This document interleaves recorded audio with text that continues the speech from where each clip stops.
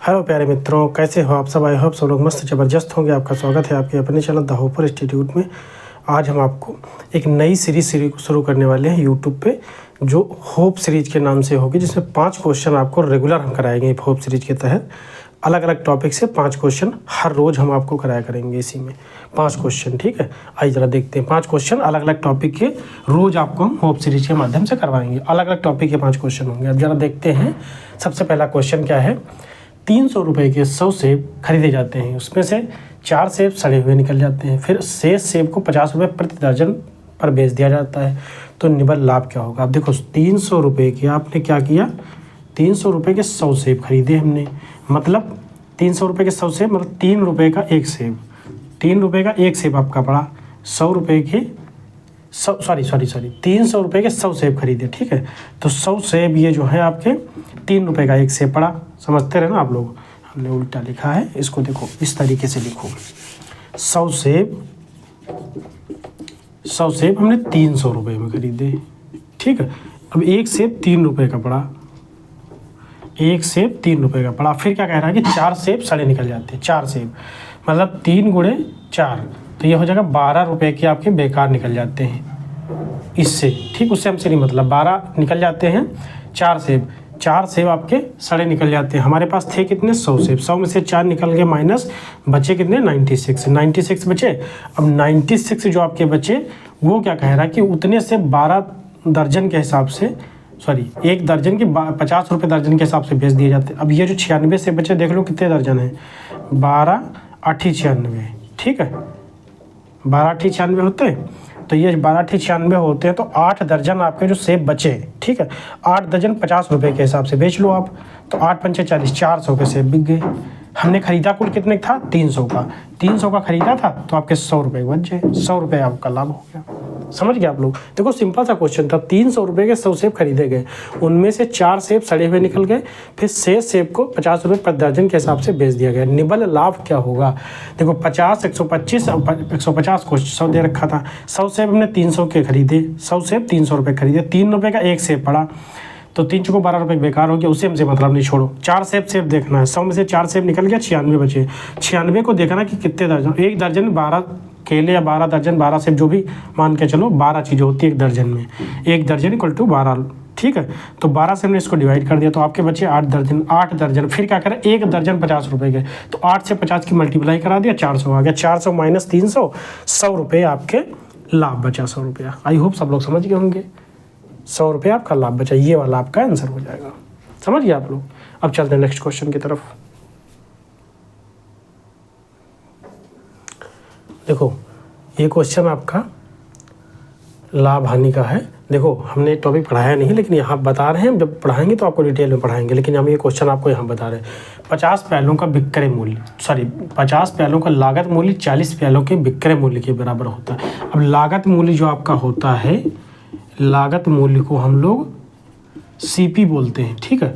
और जो आपका विक्रय मूल्य होता है, उस विक्रय मूल्य को हम लोग SP बोलते हैं, ठीक। इतना ध्यान रखो। अब अभी आप ध्यान दे लो, लागत मूल्य को CP बोलते हैं, विक्रय मूल्य को SP बोलते हैं। ये ध्यान दे लो, फिर जब टॉपिक पढ़ाएंगे पूरा, तो डिटेल में आपको बताएंगे। देखो 50 प्यालों का लागत मूल्य 40 प्यालों के, देखो 50 प्यालों लागत मूल्य आपके CP होती है। 50 CP इक्वल टू 40 SP, ठीक है। 40 SP हुआ।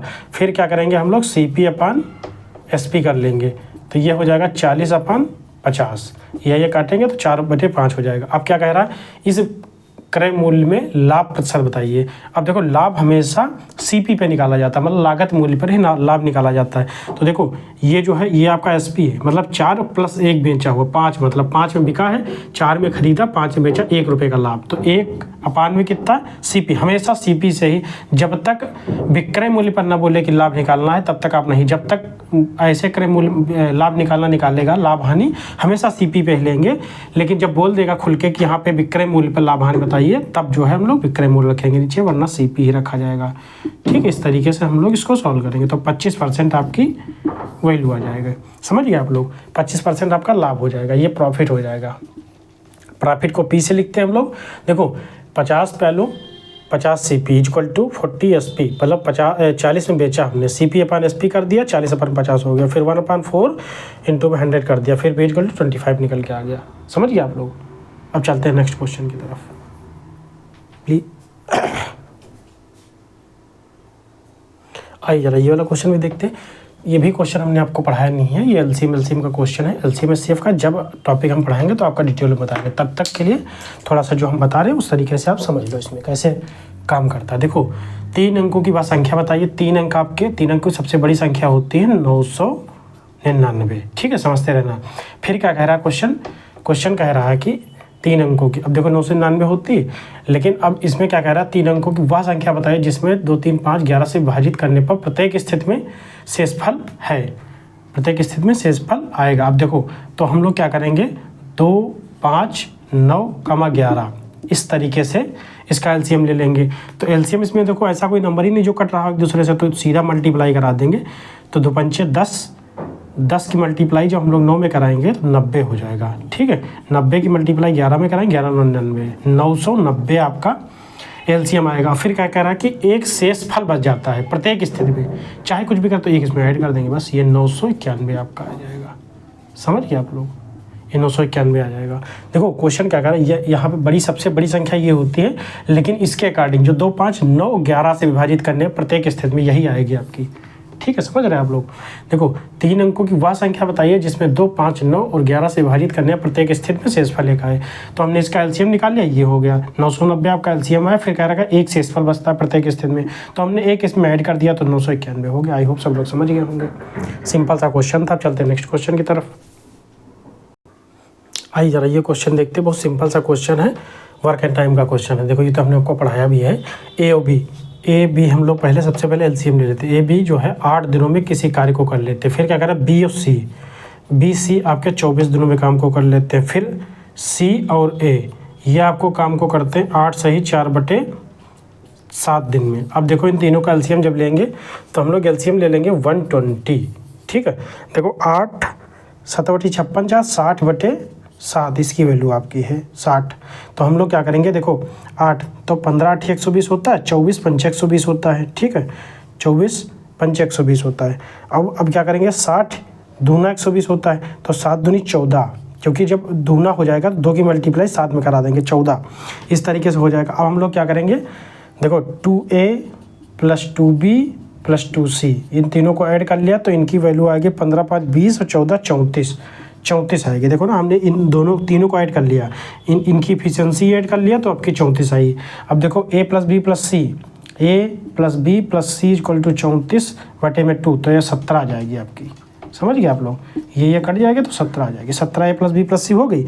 हमें निकालना है C के कितने दिनों में पूरा कर देगा, C अकेला C कितने दिनों में।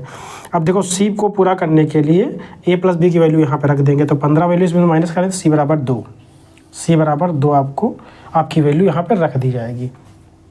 फिर क्या कह रहा है क्वेश्चन कि C अकेले, अब देखो C अकेले काम को करता है 120 दिन। 120 दिन पूरा टोटल वर्क है। अब इसको C की इफिशियंसी से हम लोग डिवाइड कर देंगे। C की इफिशियंसी निकल के आई 2, तो 60 दिनों में ये काम को पूरे कर लेगा C जो है। ठीक है, समझ गए आप लोग। देखो 120 काम को 2 की इफिशियंसी से C जब काम को करेगा, C यहाँ पे आपका मान लो C काम जब करेगा तो हम लोग क्या करेंगे 60 दिनों में काम को कर लेगा ये। समझ गए आप लोग, बस इतनी सी बात थी और कुछ नहीं था। समझ गए आप लोग। देखो फिर से पढ़ के बता देते हैं। A + B 8 दिनों में काम को करता है, B + C 24 दिनों में, C + A 8 सही 4/7 दिनों में काम करता है। तो 8 देखो हमने एलसीएम 120 मान लिया। अब 120 माना, अब ये देखो 7 बटे 56 4 60/7 हुआ। अब 15 8 120 हुआ, 24 5 120 और 60 दूनी 120 होता है, तो 2 की मल्टीप्लाई 7 में करा दिया तो 14 हो गया। 14 एफिशिएंसी इसकी C की निकल के आई, C + A की निकल के आई। ठीक है, C + A की निकल गई। फिर हमने तीनों को ऐड कर दिया, 2A ये तीनों को ऐड कर लिया तो इनकी इफिशियंसी यहाँ से A + B + C के 17 निकल के आई। फिर C की इफिशियंसी यहाँ से 2 निकल के आई। हमने अब टोटल वर्क को 2 से डिवाइड कर दिया, मतलब 2 है क्या, 2 है C की इफिशियंसी, तो उससे डिवाइड कर दिया, 60 दिनों में आपका वर्क आ गया। आई होप सब लोग समझ गए होंगे। अब चलते हैं नेक्स्ट क्वेश्चन की तरफ। 5वां क्वेश्चन देखो, ये वाला सिंपल एक सिंप्लीफिकेशन क्वेश्चन है, ज़रा देखते हैं। देखो 5 प्लस सबसे पहले इसमें बॉड मास रूल लगता है, तो हम लोग सबसे पहले ये वाला ब्रैकेट सॉल्व करेंगे, उसके बाद फिर ये वाला सॉल्व करेंगे। देखो इस ब्रैकेट को ऐसे लिख देंगे, यहाँ से 8 - 5 8 - 3 5 हो गया, हमने लिख लिया यहाँ पे, क्योंकि माइनस ब्रैकेट के अंदर है तो लिख लिया, कोई दिक्कत नहीं। अब देखो इसके अंदर क्या कह रहा है कि 4 - 2 2 हुआ, डिवाइड करना है। फिर उसके बाद लिखा 8 × 48 = 5 53 53/6 हुआ। ठीक है, इस तरीके से हमने इसको सॉल्व कर लिया। देखो 4 - 2 2 और फिर ये हुआ आपका 53/53 आपके ये जो आपका हो जाएगा 53/6 हो जाएगा। अब देखो यहाँ से हम लोग क्या करेंगे, इस तरीके से 5 डिवाइड और फिर ब्रैकेट के अंदर 2 मल्टीप्लाई में 6/53 लिख लेंगे हम लोग। इस तरीके से हमने यहाँ पे लिख लिया। अब देखो क्या करना क्वेश्चन में, देखो 2 × 12 हो गया, 5 + 5 ये जो है ब्रैकेट के अंदर है, डिवाइड करना है 12/53 हो जाएगा। इस तरीके से हमने किया। अब इसको आगे ज़रा सॉल्व करते हैं थोड़ा सा। देखो 5 + 5 और प्लस उसके बाद फिर डिवाइड करना है 5 और फिर 53/12। इस तरीके से हमने सॉल्व किया।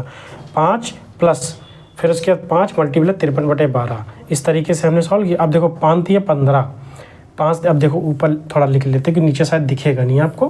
देखो 5 की मल्टीप्लाई 3 में करेंगे, 5 × 3 = 15 और 5 × 25 25 × 26 226/12 प्लस 5 यहाँ पे लिखेंगे।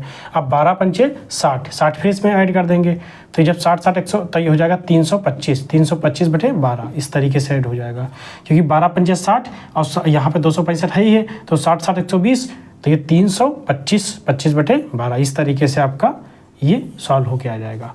समझ गए आप लोग, फर्स्ट ऑप्शन आपका करेक्ट हो जाएगा। समझ गए, 5 प्लस ब्रैकेट के अंदर फिर छोटा ब्रैकेट 8 - 3 फिर डिवाइड करना, फिर मझला ब्रैकेट फिर छोटा ब्रैकेट 4 - 2 फिर डिवाइड फिर छोटा ब्रैकेट 8 + 5/6 फिर तीनों ब्रैकेट लगे हुए हैं। इस तरीके से हमने इसको सॉल्व किया। हमने इसको सॉल्व करते गए यहाँ से इस तरीके से, फिर फाइनली में आंसर आपका जो निकल के आएगा वो 325/12 आएगा।